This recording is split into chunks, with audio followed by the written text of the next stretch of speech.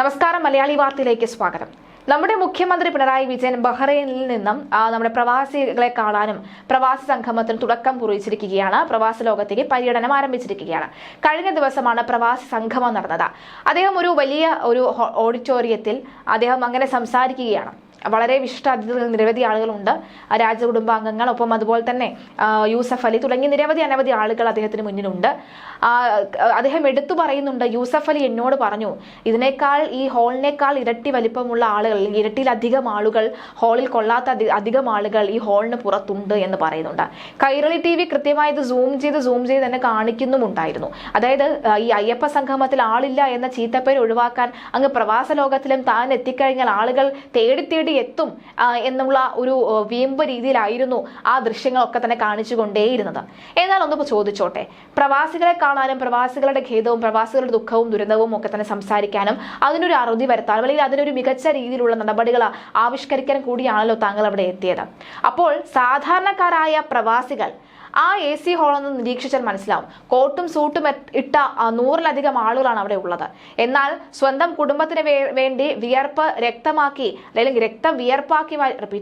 രക്തം വിയർപ്പാക്കി മാറ്റിക്കൊണ്ട് കഠിനാധ്വാനം ചെയ്യുന്ന, മണിക്കൂറുകളോളം പണിയെടുക്കുന്ന, ചൂടിലും പൊരി വെയിലത്തും കിടന്ന് അധ്വാനിക്കുന്ന സാധാരണക്കാരായ പ്രവാസികൾ മുഖ്യമന്ത്രിയെ ഒന്ന് കാണാനെത്തിയപ്പോൾ അവരെല്ലാവരും നിന്നത് ഈ ഹാളിന് പുറത്ത് വെച്ചിരിക്കുന്ന ആ LED TVയിലാണ് മുഖ്യമന്ത്രി അവർ കണ്ടത്.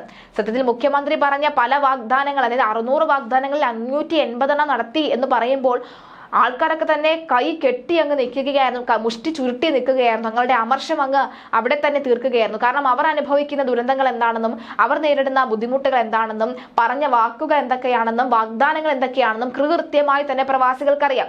580 ഒന്നും വേണ്ട, പറഞ്ഞ ഒരു 10 നടത്തിയെങ്കിൽ പോട്ടെ, പറഞ്ഞൊരു 5 നടത്തിയെങ്കിൽ തന്നെ അവർക്ക് വലിയ സമാധാനമാകുമായിരുന്നു, സന്തോഷമാകുമായിരുന്നു. ബേസിക് നീഡായ ചികിത്സ, അതായത് മികച്ച ചികിത്സ ലഭിക്കാനായി, അതും വില കുറഞ്ഞ നിരക്കിൽ ചികിത്സ ലഭിക്കാനായി ഞങ്ങളുടെ ഒരു ആരോഗ്യ സ്ഥാപനം അവിടെ തുടങ്ങും, കേരളത്തിൽ നിന്നുള്ള സ്ഥാപനം അവിടെ തുടങ്ങുമെന്ന് പറഞ്ഞിട്ട് ആ വഴി പോയതാണ്. പിന്നെ തലപൊക്കുന്നത് ഇപ്പോഴാണ്. അപ്പോൾ സാധാരണക്കാരായവരെല്ലാം, എല്ലാ പ്രവാസികളും തന്നെ ഹാളിന് പുറത്താണ് നിന്നത്. പക്ഷെ എന്നിട്ടും പറയുന്നു, തങ്ങളെ കാണാൻ അല്ലെങ്കിൽ മുഖ്യമന്ത്രി പിണറായി വിജയനെ കാണാൻ പ്രവാസികൾ ഒഴുകി എത്തി, പിന്നെ വേറെ പണിയില്ലേ എന്ന് ചോദിക്കുന്നവർ നിരവധിയുണ്ട്. എന്തായാലും പല പ്രവാസി സംഘടനകളും പ്രമുഖ സംഘടനകളും ഈ തള്ളിൽ നിന്നും വിട്ടുമാറി നിൽക്കുകയായിരുന്നു എന്ന് വ്യക്തമാണ്. LDF സർക്കാർ നൽകിയ 600 വാഗ്ദാനങ്ങളിൽ 580 പൂർത്തീകരിച്ചുവെന്നാണ് മുഖ്യമന്ത്രി പിണറായി വിജയൻ ഇന്നലെ പറഞ്ഞത്. 2016 ഇവിടെ നടക്കില്ല, ഇവിടെ ഒന്നും നടക്കില്ല എന്ന അവസ്ഥയിലാണ് കേരളത്തിൽ ഇടത് സർക്കാർ അധികാരത്തിൽ വന്നത്. ആ അവസ്ഥയിൽ നിന്ന് ഡിസംബറോടുകൂടി ദേശീയപാത നല്ലൊരു ഭാഗം പൂർത്തിയാക്കാൻ പോവുകയാണ്. അപ്പോൾ ഈ ബാക്കി പൊട്ടിപ്പൊളിഞ്ഞ് താറുമാറായി തരിപ്പണമായി കിടക്കുന്ന ദേശീയപാതയുടെ അവസ്ഥ അപ്പോൾ എന്താണ്? ജനുവരിയിൽ കേന്ദ്രമന്ത്രി ഉദ്ഘാടനം ചെയ്യും. ഫെബ്രുവരിയോടുകൂടി എല്ലാ ഘട്ടവും പൂർത്തിയാക്കാൻ നിർദ്ദേശം കിട്ടി. 600 വാഗ്ദാനങ്ങളിൽ 580 വാഗ്ദാനങ്ങളും സർക്കാർ പൂർത്തീകരിച്ചുവെന്ന് മുഖ്യമന്ത്രി പറയുന്നു. മലയാളത്തെയും കേരളീയ സംസ്കാരത്തെയും നെഞ്ചോട് ചേർക്കുന്നുവെന്നാണ് പ്രവാസികൾ പറഞ്ഞത്. പല സംഭാവനകളാലും ബഹ്റൈൻ പ്രവാസികൾ മാതൃകയാണ് എന്നും അദ്ദേഹം പറഞ്ഞു. ഗൾഫ് പര്യടനത്തിന്റെ തുടക്കമിട്ട് കേരളീയ സമാജം ഡയമണ്ട് ജൂബിലി ഹാളിലാണ് പ്രവാസി മലയാളി സംഗമം ഉദ്ഘാടനം ചെയ്തത്. സത്യത്തിൽ സാധാരണഗതിയിലുള്ള പ്രവാസികളൊന്നും അവിടെ കണ്ടില്ല.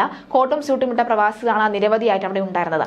മലയാളം മിഷന്റെ പ്രവർത്തനം ശ്ലാഘനീയമാണ്. 60 രാജ്യങ്ങളിലും 22 ഇന്ത്യൻ സംസ്ഥാനത്തും പ്രവർത്തിക്കുന്ന ഇതിലൂടെ 55,000-ലധികം പേർ മലയാളം പഠിക്കുന്നുണ്ട്. ഭ്രാന്താലയം എന്ന് സ്വാമി വിവേകാനന്ദൻ വിശേഷിപ്പിച്ച കേരളം ഇന്ന് ലോകത്തിന് മാതൃകയാണ്. എന്തായാലും അദ്ദേഹം പറഞ്ഞ ആ തള്ള് നമുക്കൊന്ന് കേൾക്കാം.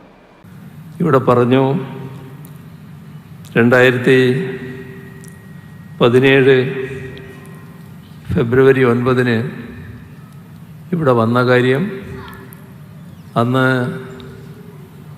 ബഹ്റൈൻ രാജകുടുംബത്തിൻ്റെ ക്ഷണമനുസരിച്ചാണ് കേരളത്തിൻ്റെ മുഖ്യമന്ത്രി എന്ന നിലക്ക് ഞാനിവിടെ വന്നത്. അന്നത്തെ പരിപാടിയിൽ നമ്മോടൊപ്പം സജീവമായി ഉണ്ടായിരുന്ന ശ്രീ രവിപിള്ളക്ക് ഇന്ന് പ്രത്യേകമായ വ്യക്തിപരമായ ചില അസൗകര്യങ്ങൾ കാരണം ഇവിടെ പങ്കെടുക്കാൻ കഴിഞ്ഞിട്ടില്ല. പക്ഷെ അദ്ദേഹം അറിയിച്ചത്, ഇന്ന് ഈ പരിപാടിയോടൊപ്പം അദ്ദേഹത്തിൻ്റെ മനസ്സുണ്ട്, അബുദാബിയിൽ പരിപാടിയാകുമ്പോഴേക്ക് ഞാൻ അവിടെ എത്തും എന്നും അദ്ദേഹം അറിയിക്കുകയുണ്ടായി. ഏതായാലും ഈ ഘട്ടത്തിൽ ഈ പരിപാടിയുടെ പ്രത്യേകത, ഈ ഹാളിൽ ഇരിക്കുന്ന ആളുകളുണ്ട്. അപ്പോൾ നേരത്തെ ശ്രീ യൂസഫ് അലി എന്നോട് പറഞ്ഞു ഈ ഹാളിലിരിക്കുന്നതിൻ്റെ 2 ഇരട്ടി ആളുകൾ പുറത്താണെന്ന്. ഞാൻ പറഞ്ഞ് ആ കണക്ക് തെറ്റാണെന്നാണ് എനിക്ക് തോന്നുന്നത്. 2 ഇരട്ടിയല്ല, അതിനേക്കാൾ കൂടുതലാണ് പുറത്ത് നിൽക്കുന്നത്. അങ്ങനെയൊരു പരിപാടിയാണ് നിങ്ങളിവിടെ സംഘടിപ്പിച്ചിരിക്കുന്നത്.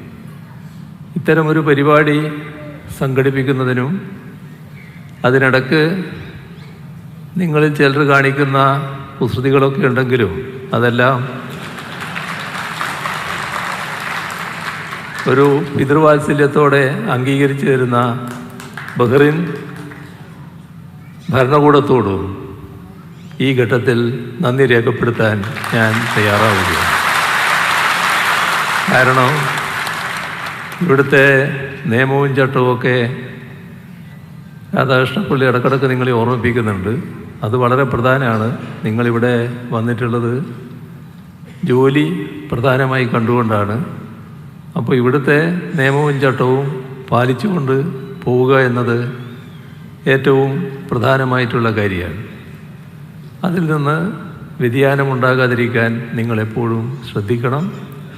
ഏതായാലും നമ്മുടെ ഈ പരിപാടിക്ക് എല്ലാ തരത്തിലുള്ള അനുമതിയും മാത്രമല്ല ആവശ്യമായ സുരക്ഷാ ക്രമീകരണങ്ങളും ഒരുക്കിയ ബഹ്റിൻ ഭരണകൂടത്തിൻ്റെ നല്ല മനസ്സിന് ഒരിക്കൽ കൂടി നന്ദി ഞാൻ പ്രകടിപ്പിക്കുക.